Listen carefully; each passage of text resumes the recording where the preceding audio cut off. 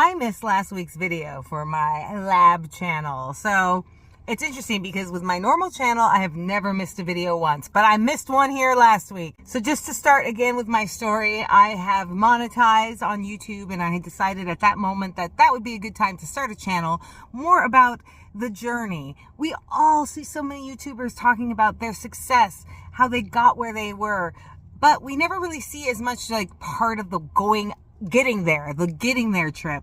And that's what this is for me, is my journey to create a life with a YouTube channel that isn't this one, but this is the documentation for it, so that we can look at it back later, and also that hopefully I'll be able to share with people later and be like, hey, here's my journey, watch along. So if you are watching this, check out some of the other videos and follow through, because this is going to be a series of my experiences and sharing them with you so that you can become a better YouTuber. Last time I think I discussed pressing play and kind of the identity change that goes along with that, because sometimes we really have to get out of our own headspace in order just to press play on that camera and start going at it. But there is a little bit more to it than that. This is the most important thing. If your title and your thumbnail are not strong, there's no point in posting the video. Honestly, truthfully. You can pour your soul into a video, but if nobody clicks on it, it dies. And then you just feel like, what? I just wasted all that energy. So you gotta understand that what sets the tone is what people see first. Before they've watched any of your video, they're gonna see that title, they're gonna see that thumbnail, and the first 30 seconds of your video are everything. So we've talked about getting over your identity issues, pressing play, but here I'm gonna talk about what keeps you from burning out once you start. Because if you're just winging it, you're gonna get tired real fast. And YouTube is not a place to come in with no strategy at this point. You're just gonna burn yourself out running around in a wheel. YouTube is not just social, it's media, and you've got to keep that in mind. Any media is gonna have some sort of structure. It's gotta be clean, it's gotta be direct. And these are skills that I did not know before I started diving into making my own YouTube channel. YouTube is not just self-expression, it is packaging. And if you ignore the packaging, you're gonna choose invisibility. So I'm gonna break it down into a couple major pieces that you need to think about. Number one is gonna be your title. It's not a summary, it's a promise. It's something that's supposed to create curiosity and tension. You're supposed to be thinking about it from the viewer's point of view. Or it's like, for example, saying, I'm talking strategy on YouTube. Better would be how most YouTubers burn out and how to avoid it. You see where you're kind of changing it more into you're either solving a problem, you're looking at someone's identity, or you have to think about what you're going to give the audience. You're selling an outcome, you're solving a problem. And like I said, even with entertainment, you're doing that. You are taking someone out of their normal thoughts every day. You're here to offer some light in their lives. So it doesn't have to be a tutorial. It doesn't have to be a lesson. It can really just be about you talking about your experiences, but you framing it into something that they can learn from. Number two is going to be your thumbnail.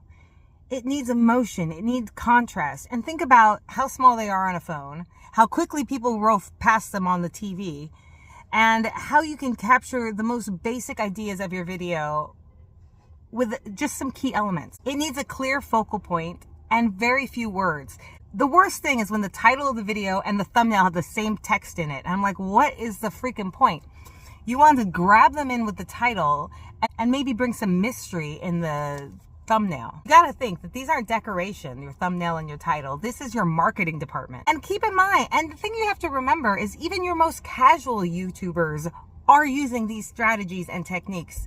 Even people who just come off like they're having their everyday conversation with themselves have a plan. And then you have to think about the first 3 seconds and the first 30 seconds. Yes, all of this matters. This is how you're going to get people to stay on your video. Your first 3 seconds should be answering that question, why should I stay? No rambling, no apologizing, no going off a track like I did in the beginning of this video. State what you're going to do.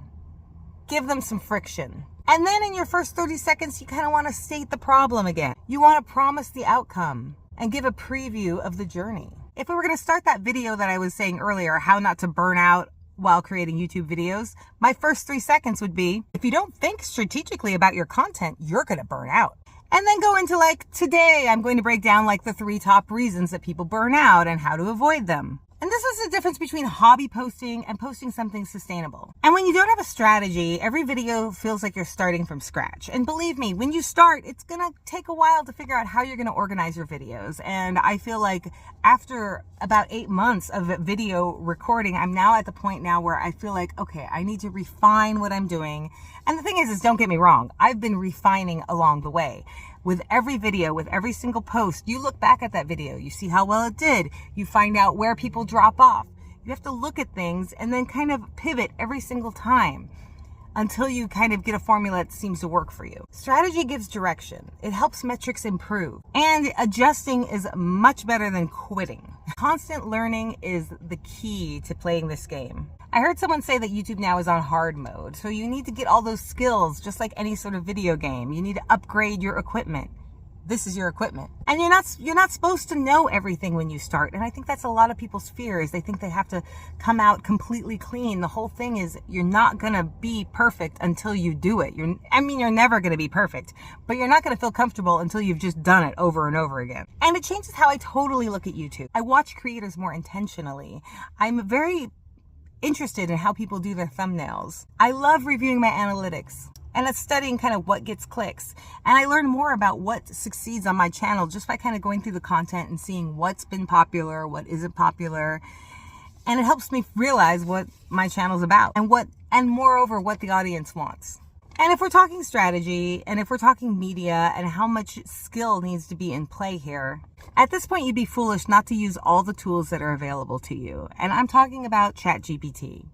Now, a lot of people scoff at the thought of using ChatGPT or any sort of AI to help you with video creation. I, in fact, do not like AI in video. I do not like AI voiceovers. I do not like AI writing, but I use ChatGPT very specifically. I use it to organize my thoughts. I use it to brainstorm titles and thumbnails. I use it to redefine the structure of my videos. And I use it to help clarify messages that I'm trying to reach. I feel that I'm very fortunate to have a background in creative writing. The better you are as a writer, the better you're going to do with ChatGPT, because you cannot trust it to write for you. You do not want it to write for you. You want your voice to be heard. It can't replace those lived-in experiences that you're telling. The idea behind it is it's a great tool for organizing and organizing quickly. And if you're one of those people that say, I'm going to organize on my own, I will not use ChatGPT to help me quickly get my thoughts together, what's going to happen is there's a lot of people out there that are going to use this as an organization tool, and they're going to take hours off of the time they take to create. And they're going to get faster, and they're going to get better, and you're going to get burned out, and you're going to get left behind. And that's the way I feel about AI and a lot of things. It's a tool that you can use to help express your voice. It is not your voice. It is not going to do the work for you. And obviously, we all know when we try to have it do the work for us, it looks like you had it do the work for you. So it's about thinking intellectually about what you're doing with AI. It's not about just like closing your eyes to it and literally letting the next generation's going to take over because they're going to use it in the proper ways. If your creating writing techniques are weak, improve them. If your marketing instincts are weak, study them. Tools will amplify your skills. They will not create them for you. So fear stops people from actually starting projects, but lack of strategy makes them quit once they've started. If you want to treat this like a hobby, post randomly. That's fine. But if you want to build something that lasts, think of this as media. So next time you start a video, don't think about what you would want to say to start it. Start with why somebody would want to click in the first place.